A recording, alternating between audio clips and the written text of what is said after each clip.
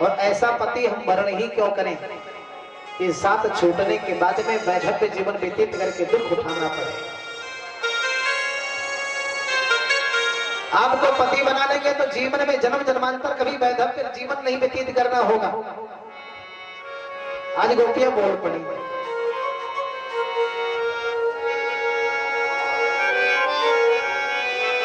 आवोरी सखियों मुझे मेहंदी लगा दो,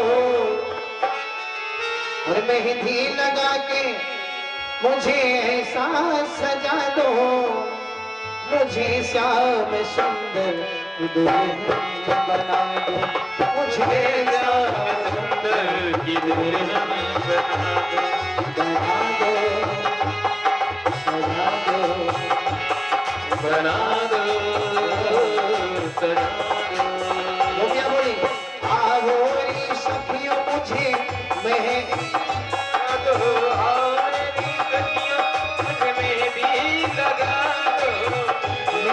लगा के मुझे ऐसा सजा दो, मेहंदी लगा के मुझे ऐसा सजा दो, मुझे श्याम सुंदर दुल्हन बना दो, मुझे श्याम सुंदर की दुल्हन बना दो, मुझे श्याम सुंदर दुल्हन बना दो, मुझे श्याम सुंदर की दुल्हन बना दो, बना दो, बना दो।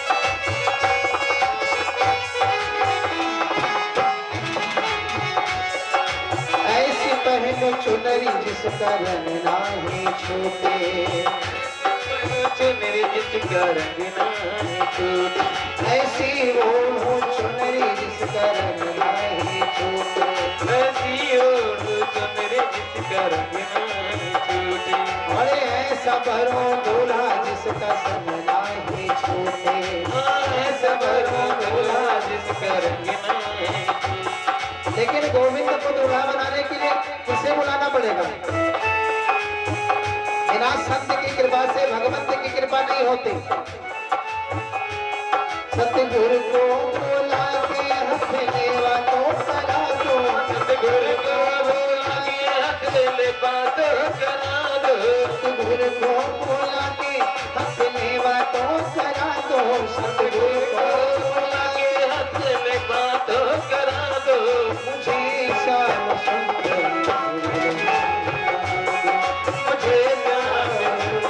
की दुल्हन बना दो, बना दो, बना दो, बना दो, बोले श्री सच्चिदानंद भगवान के। ऐसे बर को क्यों बने जो जन्मे और मर जाए। गोपियों ने कहा प्रभु ऐसे बर को भरने से क्या फायदा जो जन्मे और मर जाए। बरिए बर गोपाल को जासो छुड़ना अमर हो जा।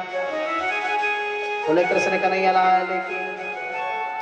और जब भगवान ने गोपियों के तर्क को जब सुना तो प्रसन्न हो गए,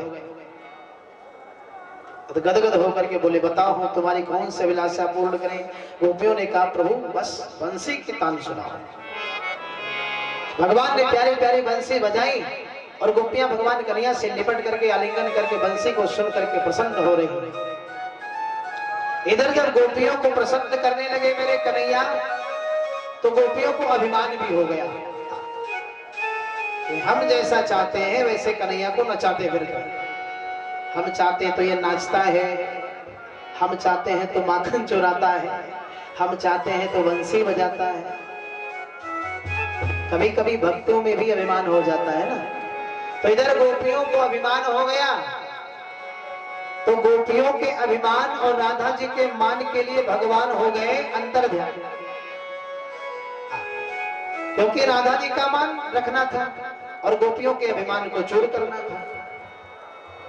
राधा जी का मान कैसे रखना था?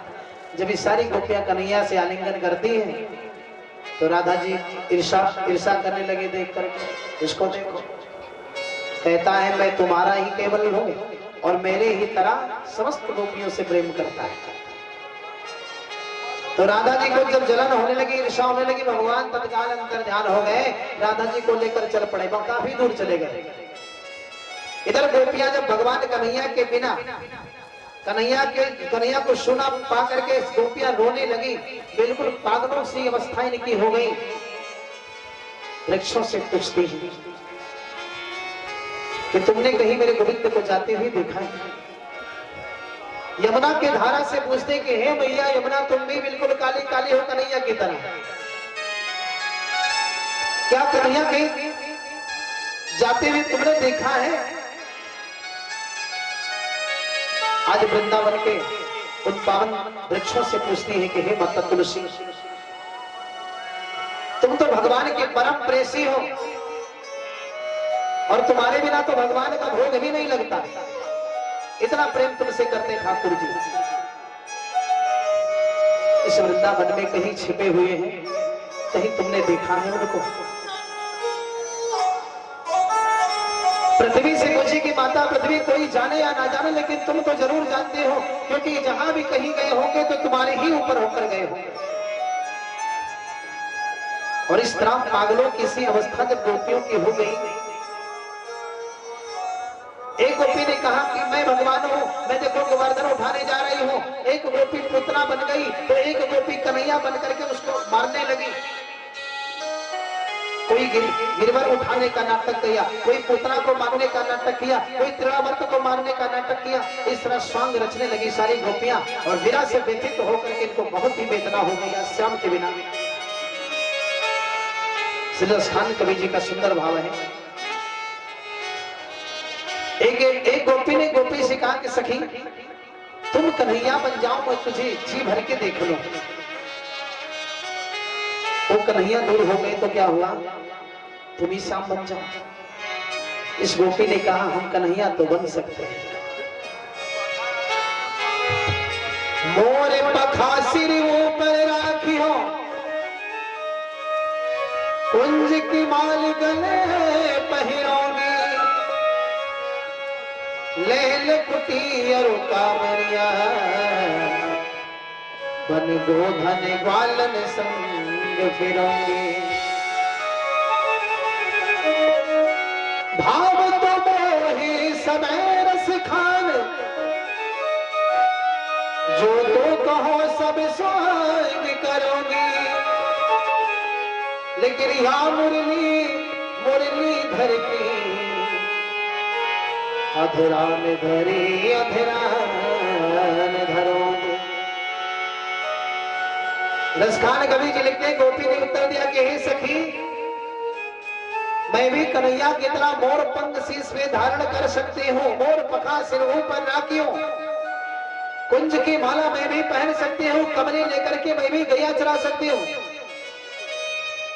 कुंज की माल गले पहनोगी, लैल कुटी कामरिया, बन गोधन ग्वालन संग फिरोगे।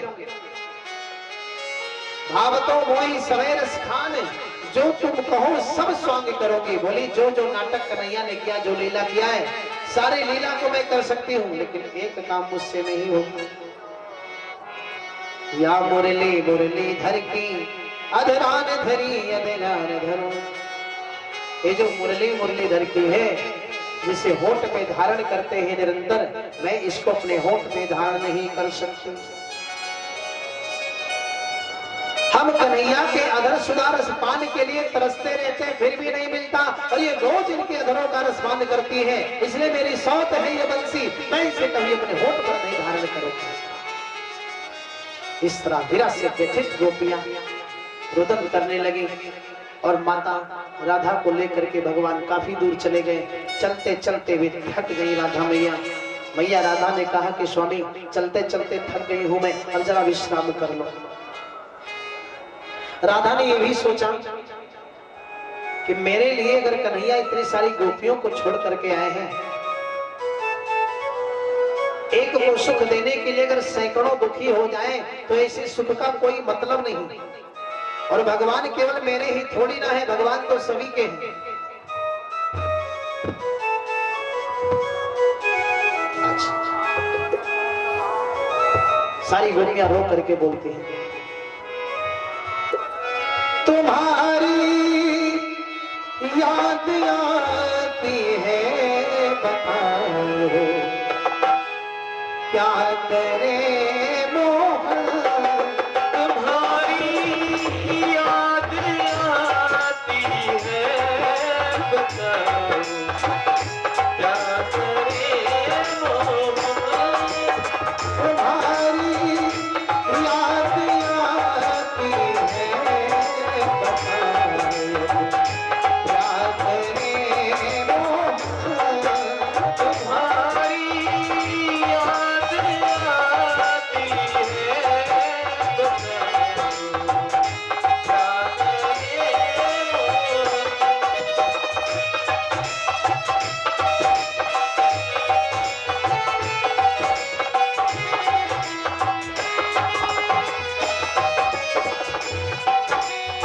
सुबह और शाम आती है, रात भर रुलाती है।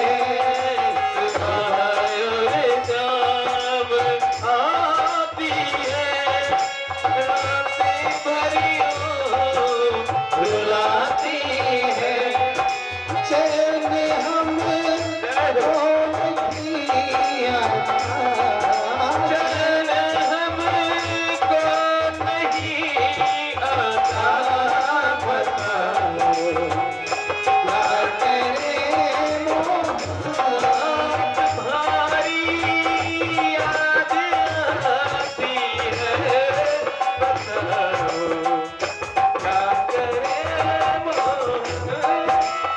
तुम्हारी याद आती है, बताओ क्या करे मोहन।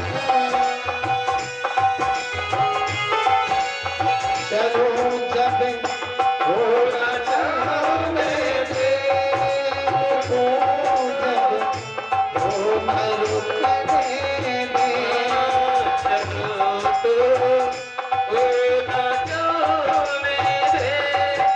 थोड़ा रुकने दे। मिलो और से न मिलने दे, बताओ क्या करे मोहन।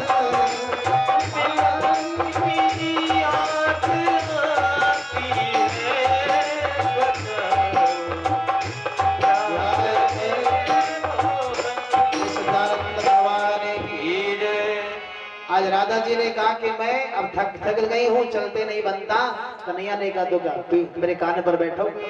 हाँ, कंधे पर बिठाओ सरकार। और जैसे ही राधा मैया ने कंधे पर बैठने के लिए पैर को उठाया, कन्हैया अंदर ध्यान हो गए, राधा को भी छोड़कर चल पड़े। और सारी ये गोपियां खोजते खोजते उस स्थान पे पहुंचे जहाँ पे राधा रानी विराजमान है। ये भी रो रही है। आज सखियों ने कहा, किशोरी जी क्या तुम्हारे पास भी श्याम जी नहीं है? बोले आए तो थे मेरे साथ, लेकिन ना जाने कहां गुम हो गए। और जब कन्हैया समझ गए कि सब लोग काफी दुखी हैं, तो भगवान अचानक प्रकट हो गए। बोले कृष्ण कन्हैया लाल की। और जैसे ही श्याम जी प्रकट हुए, आज हजारों गोपियां हैं, सभी को बुलाए, सब प्रसन्न हो गए, जैसे सभी के शरीर में कहीं प्राण आ गया हो।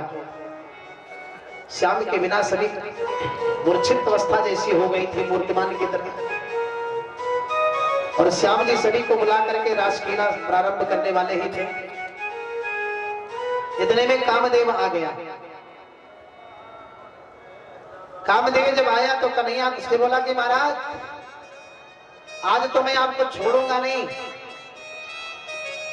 कन्हैया ने कहा तुम सुधरे नहीं है भी, एक बार शिव के रूप में मैंने तुम्हें जला दिया था।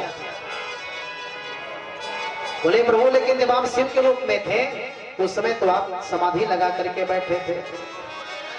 बोले जब राम रूप में थे तब तुम्हें याद नहीं है? बोले महाराज जब आप राम रूप में थे तो एक पत्नी व्रता का आपने संकल्प लिया था, एक पत्नी व्रत का, और एक पत्नीवान कभी किसी ब्रह्मचारी से कम नहीं होता। एक बार वशिष्ठ जी की पत्नी अरुंधति देवी नदी के इस पार, वशिष्ठ जी का आश्रम, नदी के उस पार विश्वामित्र जी का आश्रम, भोजन लेकर जाना था। अब बीच में नदी प्रवाहित है, कैसे जाएं? बोले स्वामी जी उस पार कैसे जाए हम भोजन लेकर इस राज के लिए? बोले जाकर के बोल दो ब्रह्मचारी वशिष्ठ जी की मैं पत्नी हूं, तुम्हें मार्ग मिल जाएगा। आए गंगा मैया से मुझे मैया हम ब्रह्मचारी वशिष्ठ जी की पत्नी है, मुझे जाने दो। मार्ग मिल गया, उस पार पहुंचे और भोजन कराया विश्वामित्र जी को। अब फिर इस पार आना था, बोले कि ऋषिराज जी उस पार कैसे जाएंगे? बोले जाकर के बोल दो कि निराहारी विश्वामित्र जी के लिए मैं भोजन लेकर आई थी। और आई बोली गंगा मैया मैं निराहारी विश्वामित्र जी के लिए भोजन लेकर आई थी, रास्ता मिल गया। लेकिन वशिष्ठ जी के पास आकर के जब माता जी लगी पूछने की महाराज ना आप ब्रह्मचारी ना वो निराहारी, आप तो पत्नीवान हो, फिर भी ब्रह्मचारी कहने से मैया गंगा ने भी मार्ग को दे दिया और उनके लिए मैं भोजन लेकर गई, लेकिन निराहारी कहने से भी रास्ता क्यों मिल गया? तो आज वशिष्ठ जी ने समझाया कि एक व्रतधारी सदैव ब्रह्मचारी, जो सदैव एक पत्नी के साथ रहने का दृढ़ संकल्प लिया हो वो किसी ब्रह्मचारी से कम नहीं होता। और जो केवल जीवन जीने के लिए खाता हो, काफी लोग ऐसे होते खाने के लिए जीते हैं और कई के लोग केवल जीने के लिए खाते हैं। तो जो जीने के लिए केवल खाए वो तो निराहारी से कम नहीं। बोले श्री सतलानंद भगवान की। तो बोले कि महाराज आप तो एक पत्नी व्रत का संकल्प लिया था आपने, तो किसी ब्रह्मचारी से कम नहीं, लेकिन यहाँ तो हजारों की भीड़ में आप खड़े हो। कन्हैया ने कहा बेटा यही तुम्हारा सबसे बड़ा भ्रम है। शादी विवाह नहीं हुआ तो हर कोई ब्रह्मचारी रह सकता है ना, लेकिन जब पत्नी होते हुए ब्रह्मचर्य की रक्षा करो, उत्तम ब्रह्मचारी तो वो है। कन्हैया ने कहा तो चलो कौन सा युद्ध करोगे महाराज? किले का युद्ध करोगे कि मैदान का युद्ध करोगे? किले का युद्ध का मतलब पत्नी के साथ होते हुए भी जो ब्रह्मचर्य की रक्षा करे, और मैदान का युद्ध जो हजारों के बीच में होते हुए भी अपने ब्रह्मचारी की रक्षा करे। तो आज कन्हैया ने कहा कि मैदान का युद्ध करोगे? बोले किले का युद्ध तो मैंने बहुत किया, आज मैदान का युद्ध होगा, दो हाथ होगा महाराज। भगवान ने कहा चलो ठीक है, लेकिन कन्हैया तो मेरे लीला पुरुषोत्तम है। मोर का पंख धारण करके सारे संसार को एक ही शिक्षा देते हैं, क्योंकि मोर कभी मोरनी से रद्द नहीं करता। और मेरे कन्हैया तो बाल योगी हैं, योग योगेश्वर हैं। भगवान श्री राम जी मनुष्य बन करके आए और मानवता का प्रचार प्रसार किया। उनकी कथा को अनुकरण करो, लेकिन भगवान कन्हैया का जो चरित्र है ये केवल स्मरणीय है। इनका जो उपदेश है ये मनुष्यों के लायक है, मनुष्यों के कल्याण के लिए है। इनका चरित्र और इनके चरित्र को समझना आसान थोड़ी ना है। लाखों गोपियों के बीच में बैठते हुए भी मेरे भगवान ने ब्रह्मचर्य की रक्षा की। बचपन से योग की स्थापना हृदय में की। कामदेव भी चरणों में गिर पड़ा, बोले धन्य है रास क्रीड़ा को हमारे श्री शिव जी महाराज भी ध्यान इनका टूट गया, शिव की समाधि टूट गई। और ये भी बोले कि देवी आज हम भी चलना चाहते हैं रास में सम्मिलित होने। और कहते ने वो भोले भंडारी बन के ब्रज के नारे वृंदावन आ गए, वृंदावन आ गए। एक दिन वो भोले भंडारी बन करके ब्रज नारे वृंदावन आ गए, वृंदावन आ गए।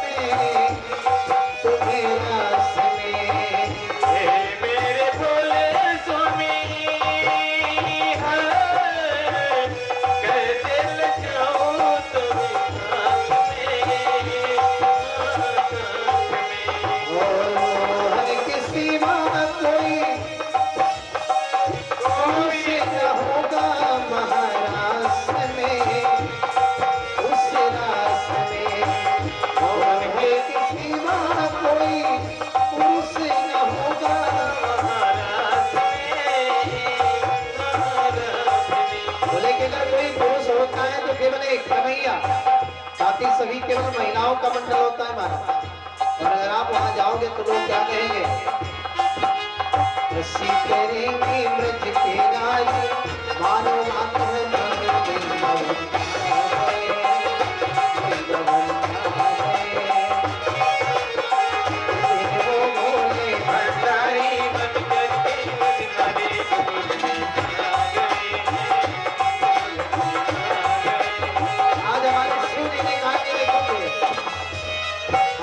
बन के नहीं चला तो क्या होगा।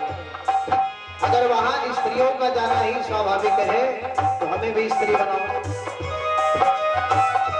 ऐसा बना दे मुझको कोई न जाने इस राज को, इस राज को। ऐसा बना दे मुझे कोई न जाने इस राज को, इस राज को। और अगर वहां लोग पूछेंगे तो अपनी सहेली मुझे बता देना ना, मैं हूँ सहेली तेरी, ऐसा बताना ब्रजराज को, ब्रजराज को। मैं हूँ सहेली तेरी, ऐसा बताना ब्रजराज को, ब्रजराज को। आज भोले बाबा बन ही गए गोपी, लगा के विद्या पहन के सारी, चाटले मत वाले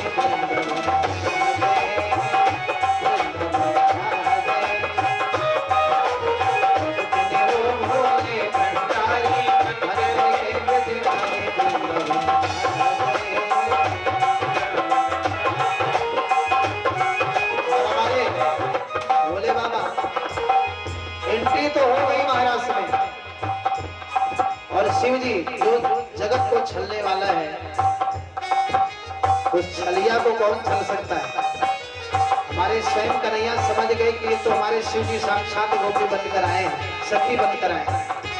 शिव जी हमारे रामावतार में भी सखी बन करके जनकपुर में दर्शन करने गए थे भगवान श्री राम जी का, और आज जब कन्हैया बन करके आए तो भी आज सखी बन करके आए। और ऐसी मधुर बंसी बजाई मेरे श्याम जी ने कि जो छिप करके आए तो भोलेनाथ छिप नहीं पाए। हुआ क्या, मोहन ने देखा जब समझ गए सब बात जी, सब बात जी।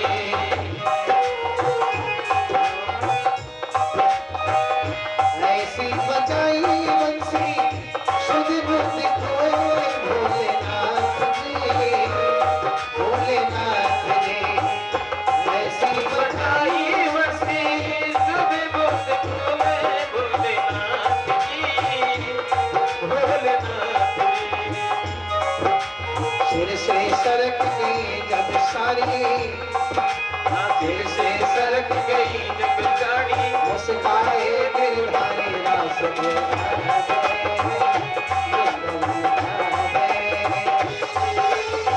भोले भंडारी, भंडरे भजनारे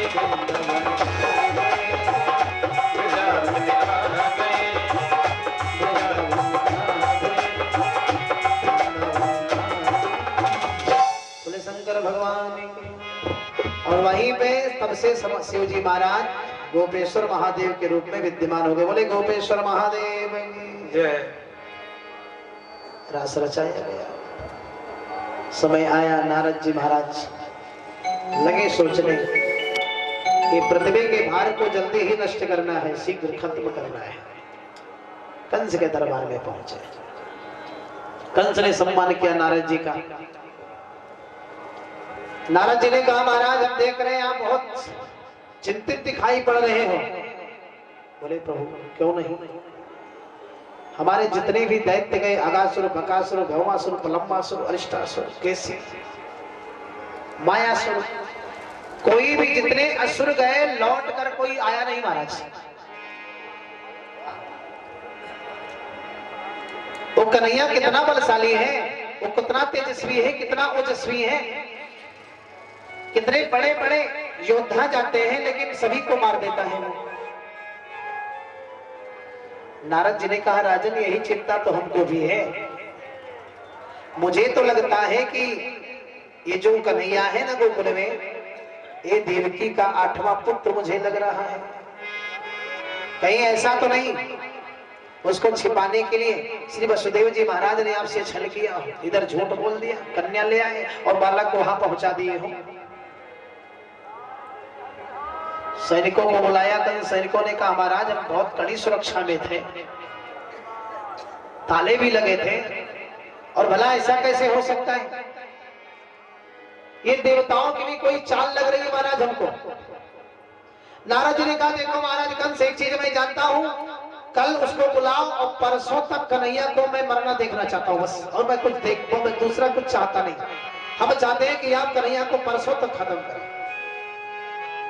नारद जी चढ़ा दिए कंस से, कंस को बोले कि कंस बोला कि महाराज यहाँ कैसे उसको बुलाएं, बोले वर्ष में एक बार तो धनुष का पूजन होता है ना आपके यहाँ, धनुष पूजन का महोत्सव परसों है, आप बुला लीजिए, कल किसी को भेज दीजिए, और यहाँ जब आएगा वहां किसी को भेजने की जरूरत नहीं है, यही बुला लो और यही उसको बुला करके तुरंत खत्म करो। ऐसा नारद जी कंस को कह के चले गए और वहां पहुंचे कन्हैया के पास।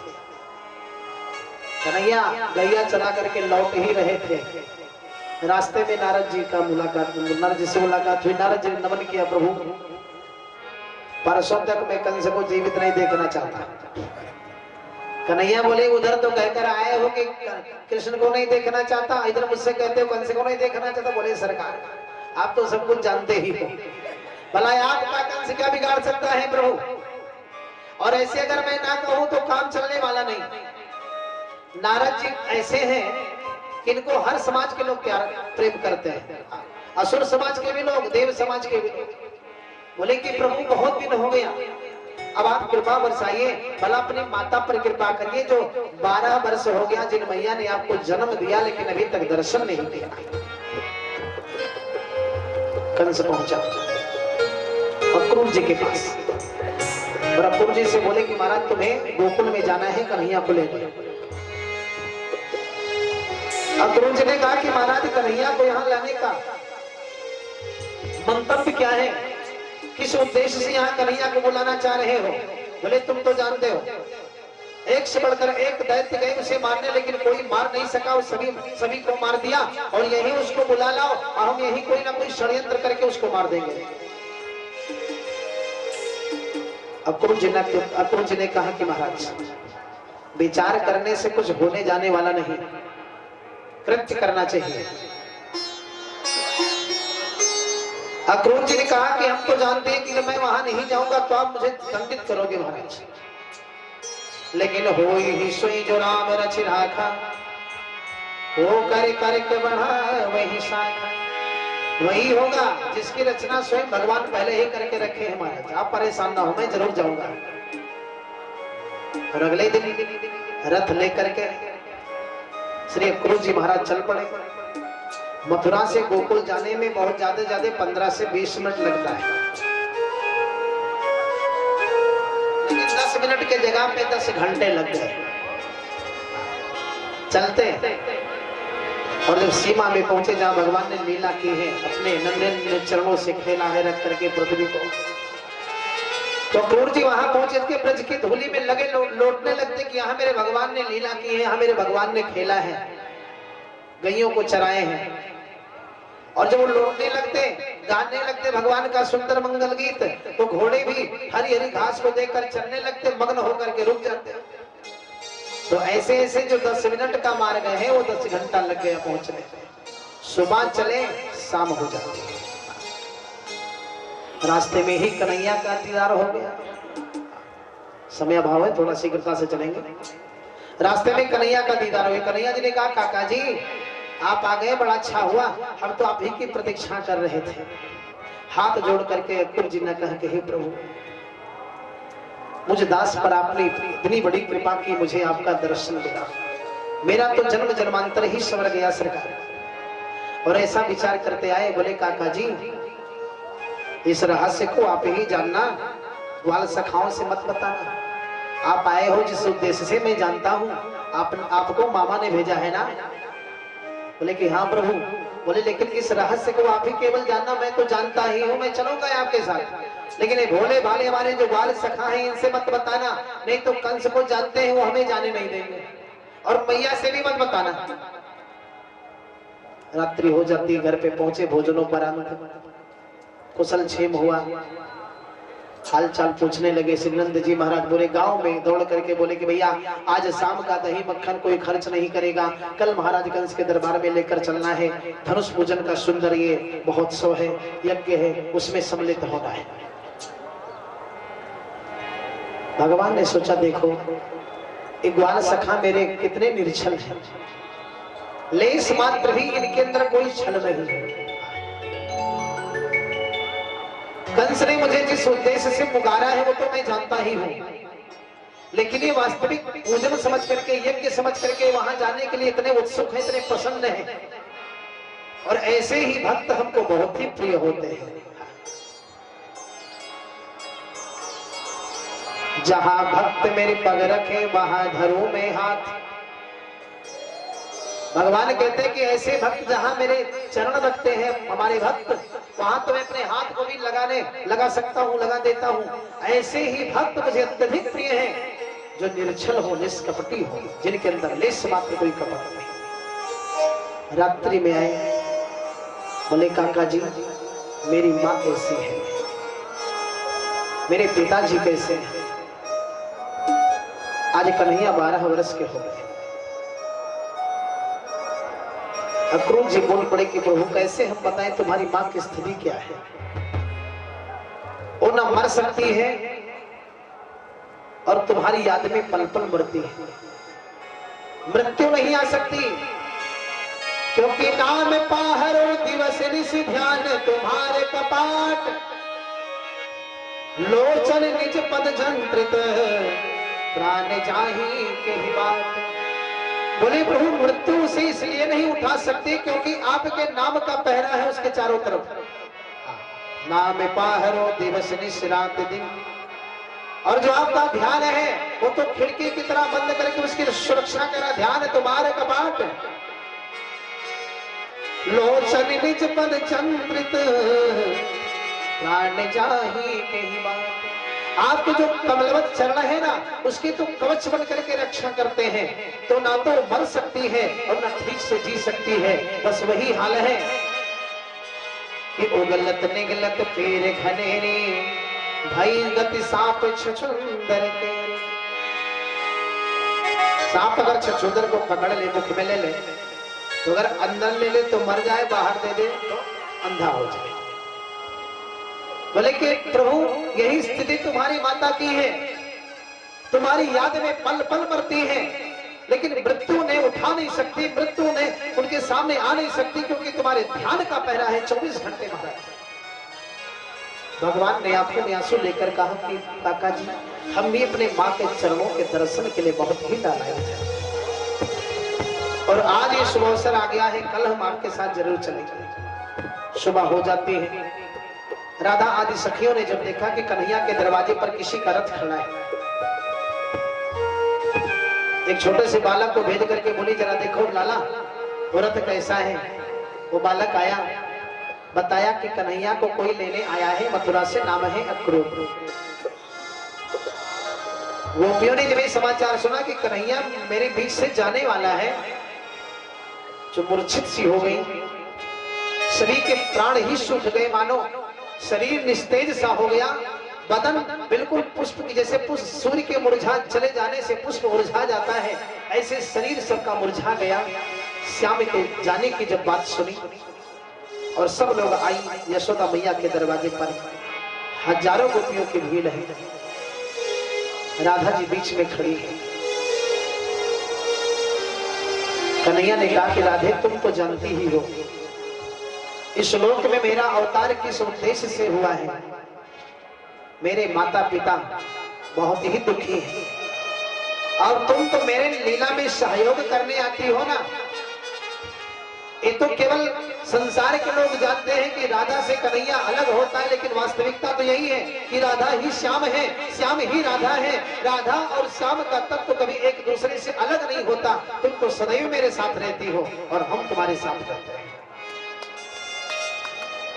आज भगवान कन्हैया ने जब इस तरह से कहा, राधा रानी ने कहा कि प्रभु यद्यपि सारी बातें पता है, लेकिन ना जाने क्यों मनुष्य तन प्राप्त करने के बाद में आपकी विरह की वेदना मुझे बहुत ही सता रही है। जाना नहीं, मेरी तो इच्छा यही है कि आप मत जाओ, और जाना ही है श्याम तो अपने रथ को मेरे शरीर के ऊपर से चढ़ा के चले जाओ, मेरे प्राण को साथ में लेकर चले जाओ, इसके बाद जाओ, लेकिन जीते जी हम तुम्हें जाने की अनुमति नहीं दे सकते। आज यशोदा मैया रोती हुई आई, गोद में कन्हैया बैठ गए और माता के आंखों के अश्रु को लगे पूछने, बोली मैया तुम इस तरह रोदन कर रही हो। यशोदा मैया ने कहा, लाला तूने मुझसे मक्खन मांगा तो मैं बार बार कहती अभी दूंगी अभी दूंगी। तूने एक बार मेरी मटकी क्या फोड़ दी तो मैंने तुझे उखल से बांध दिया। बेटा मेरी अज्ञानता समझ करके मेरे उन किए हुए कृत्यों को याद मत रखना, भुला देना। और अगर मैं ये जानती एक दिन तुम मुझसे अलग हो जाएगा तो मैं तुम्हारे हजारों गलती करने के बाद में भी मैं तुम्हें कुछ कहती नहीं। मुझे क्षमा करो बेटा।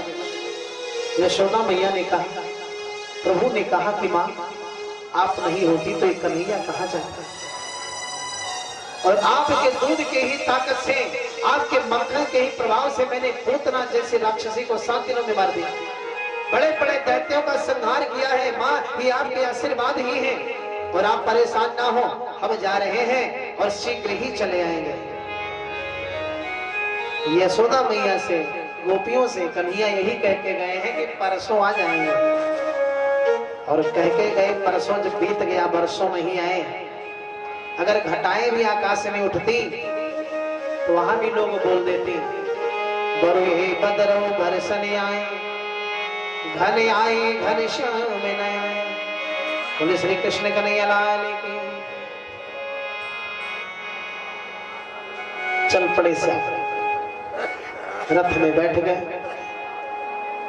ब्रजमंडल के ग्वाल बाल भी साथ में हैं।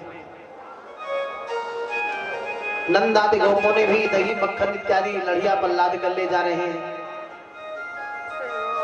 अक्रूर जी के मन में एक बहुत बड़ी पीड़ा है कि देखने में बहुत सुंदर है, बड़ी छोटी उम्र लग रही है, और देखने के बाद नहीं लगता कि ये भगवान इन्होंने ही बड़े बड़े दैत्यों का संहार किया होगा। क्योंकि भगवान ने तो स्वयं भागवत में कहा है कि जो तुम देखते हो वो सत्य नहीं है, जो नहीं देखते हो वही सत्य है, उसे देखने की चेष्टा करो। तो प्रभु का वदन, प्रभु का स्वरूप ऐसा है कि आज अक्रूर जी महाराज भी संकित हो गए। आज भगवान ने उनको दर्शन दिया, यमुना में आए आचमन करने, स्नान करने। तो भगवान ने क्या दिखाया कि यमुना के अंदर, जल के अंदर कन्हैया जी बलराम जी बैठे हैं। नाग से क्या नाम है, कालिया नाग के ऊपर नृत्य कर रहे हैं। इस सारे दृश्य को मेरे भगवान ने जब उनको दिखाया, अक्रूर जी लगे सोचने, तो रथ पे बैठा हुआ था, यहाँ यमुना में कब आ गया। ऊपर उठे देखे तो रथ पर भी भगवान विराजमान है। वहां कोई बालक देखा, मति भ्रम भयउ किया ने विशेष। दोनों स्थानों पर जब कन्हैया को श्री अक्रूर जी महाराज ने देखा तो संदेह दूर हो गया। बोल पड़े, धन्य है प्रभु, एक कंस तो क्या हजारों कंस भी अगर आपके सामने आ जाए तो भी आपका कुछ बिगड़ने वाला नहीं, बिगाड़ नहीं सकते। बोले श्री सच्चिदानंद भगवान की। और आखिर में लेकर चले ही पड़े। मथुरापुरी में प्रवेश कर गए। एक बाग था, उस बाग में जब रथ पहुंचा नगर से बाहर, कन्हैया ने कहा काका जी यहीं रोक दीजिए रथ, अब आज हम यहाँ विश्राम करेंगे और कल मामा के सभा में डायरेक्ट पहुंचेंगे। पश्चात द्वार वालों ने कहा कि भैया आपके मामा जी राजा महाराजा हैं, और राजा महाराजा के दरबार में जब जाना हो तो अच्छा ड्रेस पहन के जाना चाहिए। जैसी समाज हो समाज के अनुरूप वस्त्र भी होना चाहिए। और हम लोग भाई छोटे छोटे गरीब घर के हैं, हमारे पास तो सुंदर वस्त्र है नहीं। श्रीमद् भागवत में लिखा गया कि मेरे कन्हैया ने जब तक कन्हैया ग्वालों के साथ थे तब तक यद्यपि नंद जी के घर में किसी वस्तु की कमी नहीं थी, लेकिन फिर भी पैर में कभी कोई पदत्राण नहीं डाला, क्योंकि गरीब सखाओं के बीच में रहते थे और सुंदर वस्त्रों को भी कभी नहीं पहना। अगर वो सुंदर वस्त्र पहन लेते तो कहीं जो उनके जो गरीब सखा ये बेचारे सोचते कि ये बड़े हैं हम छोटे हैं। भगवान ने सोचा कि सखाओं के बीच, क्योंकि विचारों के मेल को ही मित्रता कहते हैं। सुदामा जी और श्री कन्हैया जी देखने में तो धन में बहुत ही अमीर गरीब हैं, लेकिन दोनों का विचार एक जैसा है। भगवान कन्हैया ने कहा मेरी भी इच्छा है कि कहीं सुंदर वस्त्र मिल जाए। दिखाई पड़ा धोबी लोग वस्त्रों की धुलाई रंगाई कर रहे थे। कन्हैया वहां पहुंचे, बोले भैया महाराजा कंस के दरबार में जाना है, हम सभी को सुंदर वस्त्र दे दो और लौटते समय तुम्हारे वस्त्रों को लौटा देंगे। उसमें जो धोबी का अगुआ है बोला मांगने की भीख पूछे गांव की जमा। तुम्हारे बाप दादाओं ने कभी राशि ठाट बाट देखा है? किधर के जा रही है? बोले सुंदरी कहाँ जा रही हो, क्या नाम है तुम्हारा? मुड़ करके जब देखी तो लगी रोने कन्हैया को देखने के बाद। बोले कि भैया क्यों मेरे साथ मजाक करते हो? मेरे शरीर की कुरूपता को देख करके तो यहाँ के लोग उपहास करते ही हैं, आप भी उपहास करने चले आए। अगर भगवान ने मुझे सुंदर बनाया होता तो शायद आप सुंदरी कह के बोलते नहीं। कन्हैया ने कहा देवी ऐसी कोई बात नहीं है, मैं शरीर के बनावट से कभी नहीं रिझता, मैं तो मन के निर्मलता से प्रसन्न होता हूँ। और मैंने तुम्हारे शरीर को देखकर नहीं कहा, मैंने तो तुम्हारे सुंदर विचारों को देखकर सुंदरी कहा है। वास्तव में तुम बड़े ही सुंदर हो क्योंकि तुम्हारे विचार बड़े सुंदर हैं। निर्मल मन जन सो मोहि पावा, मोहि कपट छल छिद्र न भावा। भगवान कहते हैं मुझे तो वही प्राप्त होता है जो मन से सुंदर होता है। कहा गया है ना, और जब मन की कोठरिया साफ नहीं तो गंगा नहाए। मन की कोठरिया साफ नहीं तो गंगा नहाए।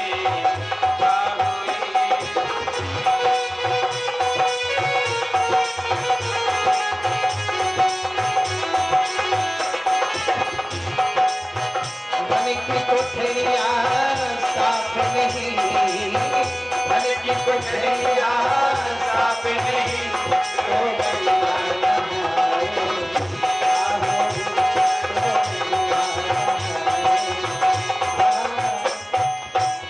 शरीर को खूब मल भर के साबुन से धोया जाता है, क्रीम पाउडर लगाया जाता है, शंट छिड़का जाता है। और जिसको स्वच्छ रखना है उसको जब स्वच्छ ही नहीं रखोगे तो शरीर स्वच्छ रहने से क्या फायदा? तन को धोया अगर मन को धोया नहीं तो फिर गंगा नहाने से क्या फायदा? मेरे भाई दुनिया को रिझाने के लिए मत श्रृंगार करो, श्रृंगार मन से करो। मन का श्रृंगार करोगे तो गोविंद रिझेंगे, और जब गोविंद रिझ जाएंगे तो संसार तो ऑटोमेटिक रिझ जाएंगे। जहाँ पर कृपा राम के हुई ता पर कृपा करे सब कोई। आज जब भगवान कन्हैया ने इस तरह से कहा तो कुब्जा बोल पड़ी कि प्रभु मैं कंस की दासी हूँ, रोज मैं चंदन लगाने कंस महाराज को जाती हूँ। महाराज मेरा नाम कुब्जा है, लेकिन अगर आप कृपा बरसाएं तो मैं आपकी सेवा करना चाहती हूँ। भगवान ने कहा इसीलिए तो मैंने तुम्हें पुकारा है। आज मेरे श्याम जी सांवले हैं और सांवले रंग पे पीला चंदन ज्यादा अच्छा लगता है। कन्हैया के मस्तक में पीला चंदन लगाया, बलराम जी गौरांग वर्ण के हैं, इनके मस्तक में लाल चंदन लगा करके कुब्जा ने बड़ा सुंदर चंदन लगा के सुशोभित किया, ठाकुर जी की सेवा की। बलराम जी ने कहा कन्हैया चंदन लगाई है तो चंदन की लगवाई तो देना ही चाहिए। और भगवान तुरंत अपने पैर से उसके पैर को दबाए और अपने हाथ से उसके दाढ़ी को पकड़कर उठाए। जो शरीर टेढ़ा था ये सीधा हो गया। अब अंदर से तो सुंदर थी ही, अब बाहर अंगों से भी सुंदर हो गई। बोले श्री कृष्ण कन्हैया लाल की।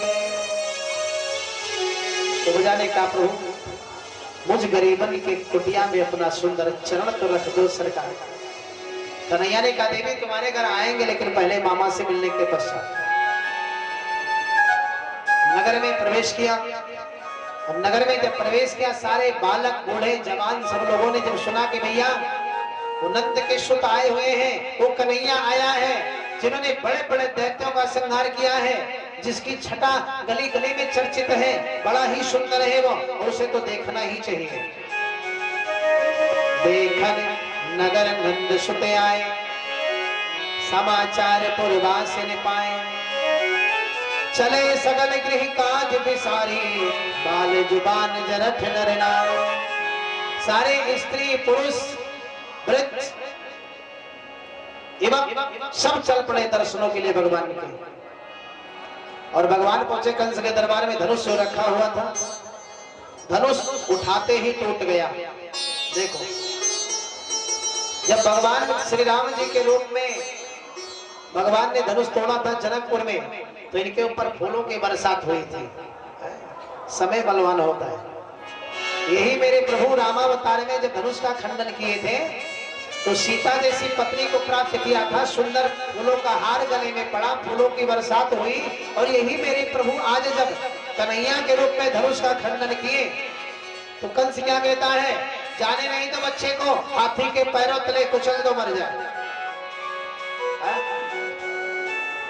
ये धनुष कोई साधारण नहीं था, ये वही धनुष था जिस धनुष को भगवान श्री राम ने त्रेता युग में अपने हाथों से चलाया था। बहुत ध्यान से सुनेंगे।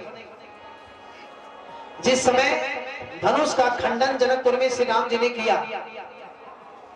तो वहां परशुराम जी आए थे ना, संवाद भी हुआ था परशुराम जी से काफी देर तक। और परशुराम जी ने कहा था कि प्रभु बदन देखने के बाद नहीं लगता कितना सुकुमार कोमल अंग वाला इतने बड़े धनुष का खंडन किया होगा। तो प्रभु अगर आपने धनुष को तोड़ा है तो कृपा करके मेरे धनुष को चला करके मेरे संदेह को दूर करिए, क्योंकि ये भी धनुष नारायण के सिवा कोई चला नहीं सकता। राम रमापति कर धनु ले हो, खींचहु चाप मिटई संदेह हो। और राम जी ने धनुष को जैसे ही छुआ तो लेते चापे आप ही चले गए हो, परशुराम मन विषमय। छूते ही ये भी चल गया था। यही धनुष है आज जो यहाँ रखा है कंस के दरबार में। परशुराम जी की सेवा करके कंस ने धनुष को प्राप्त किया। और परशुराम जी ने कहा कि बेटा जिस दिन इस धनुष को कोई तोड़ने वाला आ जाए तो समझ लो कि इसी के हाथ तुम्हारी मृत्यु निश्चित है। और एक बात और बता दे, तुम डरना नहीं, क्योंकि इस धनुष को नारायण के सिवा कोई उठा नहीं सकता। तो इसीलिए कंस ने बुलाया कन्हैया को। अगर वो, क्योंकि नारायण के हाथों से मुझे मरना है, अगर धनुष उठा ले गए तो समझ लो कि मुझे मारने वाले होंगे। तो नारायण ही के द्वारा जब मुझे मरना है तो किस कोई गम नहीं, कोई डर नहीं, कोई भय नहीं, मोक्ष को प्राप्त हो जाएंगे। और मेरे प्रभु पहुंचे, धनुष रखा था, तुरंत धनुष को उठाए, धनुष उठाते ही तोड़ दिया। बोले सच्चिदानंद भगवान। कुबलिया पेड़ नाम का हाथी है जो ऐरावत हाथी का भाई था, डट करके खड़े हैं। ऊपर से इशारा करता है, माओ बेटा भग जाओ, बड़ा बलवान है ये। कन्हैया ने कहा तो क्या हुआ बलवान है, जरा हम भी तो देखें कितना बलवान है। भगवान को देखने के बाद में जिनकी जो भावनाएं थी उस भावनाओं के अनुसार भगवान को लोगों ने देखा। कामिनी निहारो काम कंचन विचारो राम, योगी योग ध्यान सिद्धि सिद्धन विषेखिए।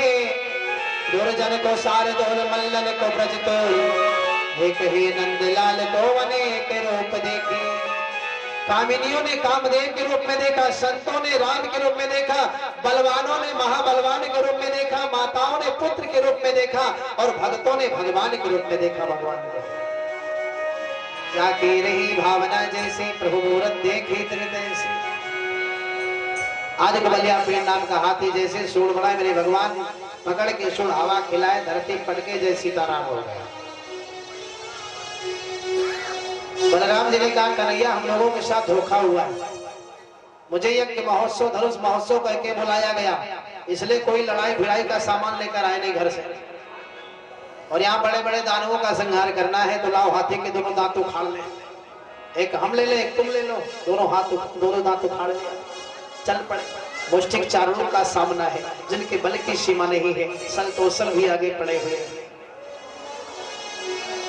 कुछ लोगों ने विरोध भी किया कि महाराज इतनी छोटी उम्र वाले बच्चों से इतने बड़े बड़े दानवों को मल्ल योद्धाओं को आप कुश्ती लड़ाओगे, कुश्ती तो बराबरी में होती है। कंस ने कहा बहुत बड़ा बलशाली है, इसके बल को आज हम भी देखना चाहते हैं। कन्हैया ने कहा मामा जी आप परेशान न हो, आज मैं अपना पराक्रम आपको जरूर दिखाऊंगा। और मुष्टिक से भगवान कन्हैया चाणूर से बलराम जी भिड़े, बल मात्र में इनका सर्वनाश कर दिया। सल को भगवान श्री कृष्ण ने और कौशल को बलराम जी ने मार दिया। जब ये चारों मर गए, कोई नहीं बचा, सारे जितने भी पहलवान थे सब मारे गए।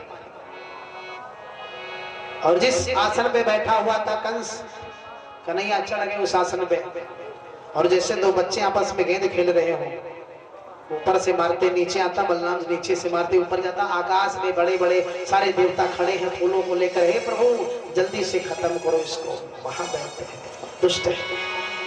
पृथ्वी मैया भी कह रही जल्दी से मेरे सर का भार हल्का करो सरकार। और भगवान ने पलमात्र में खेल खेल में ही कंस का वध कर दिया। बोले श्री कृष्ण कन्हैया लाल की जय।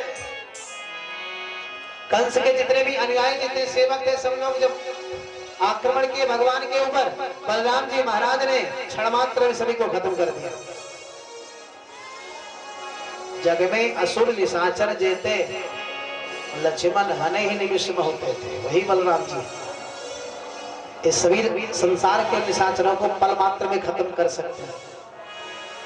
अपने माता पिता को बंधन मुक्त किया, महाराज उग्रसेन जी को बंधन मुक्त किया, नाना श्री को सिंहासन पे बिठाया। अभी मेरे प्रभु का मुंडन संस्कार आदि नहीं हुआ, मुंडन संस्कार हुआ, यज्ञोपवीत संस्कार हुआ। उज्जैन में विद्याध्ययन करने गए संदीपन गुरु के आश्रम में, वहां एक ब्राह्मण बालक से इनका मित्र, इनकी मित्रता भी हुई, नाम हुआ सुदामा। श्रीमद् भागवत में लिखा गया है कि 64 दिनों में भगवान ने सारी कलाओं को सीख लिया। गुरु गृह गए पलन रघुराई, गुरु गृह गए अल्पकाल विद्या सब आए, अल्पकाल जाके श्वास सहज सुति चारी, जाके श्वास सोहरी पढ़े कौतुक भारी, सोहरी पढ़े कौतुक भारी, गोविंद भवनी भी करई न कोई, गोविंद भवनी भी करई न कोई,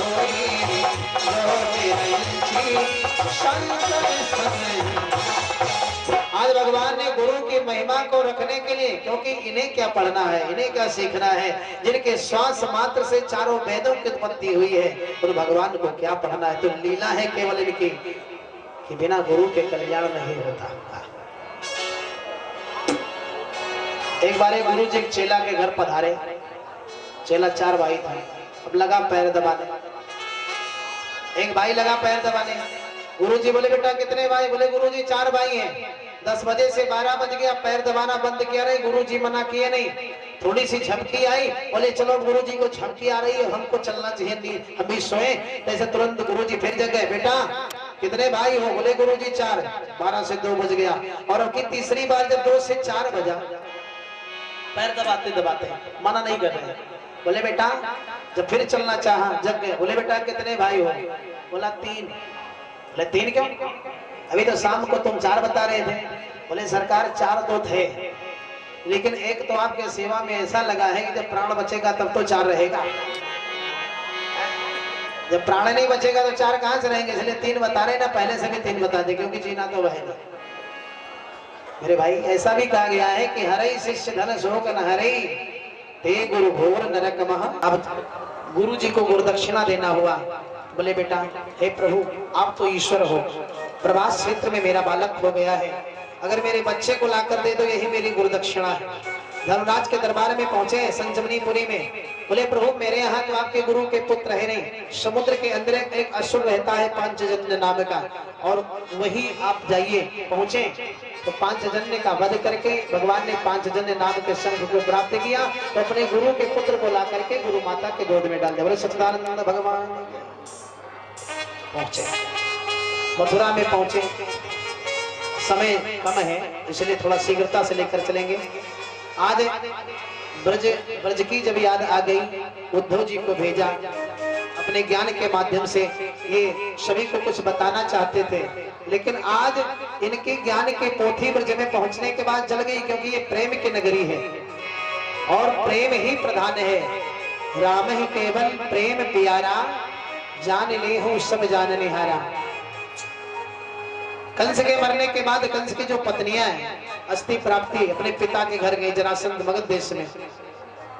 जरासंध ने कहा बेटा तुम चिंता ना करो, जिन कन्हैया ने तुझे विधवा बनाया है, समस्त यदुवंशियों को मैंने, यदुवंशियों की स्त्रियों को मैंने विधवा नहीं बना दिया, तो मेरा भी नाम जरासंध है। और ऐसा विचार करके युद्ध किया, 23 अक्षौहिणी सेना लेकर आया, भगवान से युद्ध हुआ। 17 बार चढ़ाई किया है मथुरा पर। 18वें बार में ब्राह्मणों को बुलाया, बोले मेरे विजय श्री की कामना करके यज्ञ करो। और सारे ब्राह्मणों ने भगवान से कहा प्रभु अब की बार आप हार ही जाना, पराजित हो जाना, क्योंकि हमारी लाज रखनी है। और अब की बार तो भगवान युद्ध करते करते, और इसी बीच में 3 करोड़ मलेच्छों की सेना लेकर कालीमन एक तरफ से हल्ला मचा रहा है, एक तरफ से जरासंध। अक्षौहिणी कहते किसको? आयुतुष्य नागा त्रिगुणीरथानाम लक्षैकयोधा 10 लक्षवाजिना पदादि संख्या खट 30 कोटयोः अक्षौहिणी नाम मुनि। जिसमें 10,000 आयुतुष्य नागा 10,000 हाथी हो, और त्रिगुणी रथानाम इसका 3 गुना रथ हो, 10 दिया 30,000, 1 लाख योद्धा, और 10 लक्षवाजिना 10 लाख घुड़सवार योद्धा हो। पैदल चलने वाली सेना कितनी हो? पदादि संख्या खट 30 कोटयो हो। खट 30 माने 36 करोड़ पैदल चलने वाली सेना हो, इसको एक अक्षौहिणी कहते हैं। और ऐसे 23 अक्षौहिणी सेना को लेकर 17 बार चाहे। और आज लोग कहते हैं जनसंख्या ज्यादा हो गई। बोले सच्चिदानंद भगवान की जय। भगवान ने पराजित किया। अब की बार 18वीं बार ब्राह्मणों की लाज रखनी है। दोनों तरफ से आक्रमण हुए हैं। बलराम जी ने कहा कन्हैया एक तरफ मैं युद्ध करूंगा, एक तरफ तुम युद्ध करो। युद्ध करते करते भगवान भागे और पुकारा है रण छोड़, कहाँ जा रहा है? युद्ध करते करते भाग रहा है तुम। और वहीं से भगवान का नाम रण छोड़ भी हो गया। बोले रण छोड़ भगवान की जय। पर्वत पे चढ़ गए, गुफा के अंदर मुचकुंद जी महाराज सो रहे थे, जो क्या नाम है, अयोध्या के ही राजा थे। देवासुर संग्राम में देवताओं की मदद की तरफ गए थे। जब यहाँ का चारों युग बीतता है तो ब्रह्मा जी का एक दिन होता है। चतुर्युग सहस्त्राणाम ब्रह्मस्य एकम दिनम। युद्ध के पश्चात अगर वहां 2 दिन रुक गए हो तो यहाँ तो काफी समय बीत गए। बोले हम अपने बाल बच्चों में चलना चाहते हैं। इंद्र जी ने कहा महाराज आपके बाल बच्चे पता नहीं किस योनि में हैं। यहाँ तो इतने दिन बीते, लेकिन वहां के ना जाने कितने चतुर्युग बीत गए, कहाँ जाओगे? तो बोले हम विश्राम करना चाहते हैं। इंद्र ने कहा जाइए आप विश्राम करिए, और आपके विश्राम में जो बाधा डाले आपके देखने से उसकी मृत्यु हो जाए, जल जाएगा। भगवान गुफा में प्रवेश के मुचकुंदी सो रहे थे। पीछे पीछे कालेमन खदेड़ लिया और अपना पीतांबर वहां डाल दिए। बोले कन्हैया है, सो रहा है। जैसे अपने पांव का प्रहार किया ये कालेमन, और जैसे मुचकुंदी जगे तुरंत इनके देखने से कालेमन जल के खाक हुए। बोले सच्चिदानंद भगवान। भगवान अंदर गुफा से बाहर निकले। मुचकुंद जी मारा हाथ जोड़ करके बोले मारा इंद्र वरुण कुबेर त्रिदेव इनमें से आप कौन हैं? भगवान ने कहा वैसे तो हमारे कई रूप हैं, कई नाम हैं, हम किस नाम को बताएं, लेकिन इस जन्म में जो मेरा जिनसे संबंध है लोग मुझे वासुदेव कहते हैं, क्योंकि मैं वसुदेव के घर में उत्पन्न हुआ। और मुचकुंद जी महाराज ने भगवान की भक्ति मांगी, अपनी निजी भक्ति भगवान ने प्रदान किया। आज पर्वत पे विचरण कर रहे थे बलराम जी के साथ। समस्त मथुरा पुरी के अपने समस्त यदुवंशियों का ट्रांसफर करा लिया। पर क्या नाम है, टेलीफोन किया विश्वकर्मा जी के पास। द्वारिक समुद्र में सुंदर द्वारिकापुरी की निर्माण हो गई। विश्वकर्मा जी महाराज सेवा किए वहां से उठाकर यहाँ सबको कर दिया। पर्वत पे विचरण कर रहे थे, एक दिन दृष्टि पड़ गई जरासंध की, बोला पर्वत पे आग लगा दो, मर जाएगा वहीं ऊपर। भगवान वहीं से कूदे, द्वारिका में आए, द्वारिकाधीश बन गए। बोले द्वारिकाधीश भगवान की जय। विदर्भ देश में कुंदनपुर नाम का एक नगर है, वहां के महाराज भीष्म, उनके बच्चे हैं रुक्मी, रुक्मगज, रुक्मवाहु, रुक्मरथ, रुक्मवाली, और सबसे छोटी बेटी है, नाम है रुक्मिणी। नारद जी कन्हैया की प्रशंसा को किए हैं, जब से बचपन से ही रुक्मिणी मैया कन्हैया को पति के रूप में चुन चुकी है। लेकिन रुक्मी को ये मंजूर नहीं था, ये बोला कि उस छलिया के साथ मैं अपनी बहन का विवाह नहीं करूंगा। मेरी बहन राजकुमारी है, तो मेरे बहन के लायक कोई राजकुमार होना चाहिए। चेदी देश का राजकुमार शिशुपाल जो है ना, उसके साथ मेरा मित्र भी है। और जबरदस्ती रुक्मी जो संदेश भेज दिया, तिलक भेज दिया शिशुपाल के लिए। विवाह की तैयारी हो चुकी है, बारात आने ही वाली है कि 3 दिन बाद बारात आए। रुक्मिणी मैया ने एक पत्र लिखा कन्हैया के लिए, एक ब्राह्मण देवता को बुलाया, ब्राह्मण देवता पत्र लेकर के कन्हैया के पास गए। आइए उस पत्र में क्या लिखा है हम लोग उसको खोलकर पढ़ते हैं एक भजन के माध्यम से। उसमें लिखा था, आओ सुन के पुकार हमारे पिया, आओ सुन के पुकार हमारे पिया, आओ सुन के पुकार हमारे पिया, आओ सुन के पुकार हमारे पिया। भाई बात मिले करे मन मानी, भाई बात मिले करे मन मानी, राह मेरा शिशुपाल संग ठानी, राह मेरा शिशुपाल संग ठानी, वही है मैया हमारे पिया, वही है मैया हमारे पिया। और पत्र में क्या लिखा है, जब से आपका मैंने परिचय पाया, जब से आपका परिचय पाया, तब से आपको है अपना बनाया, तब से आपको है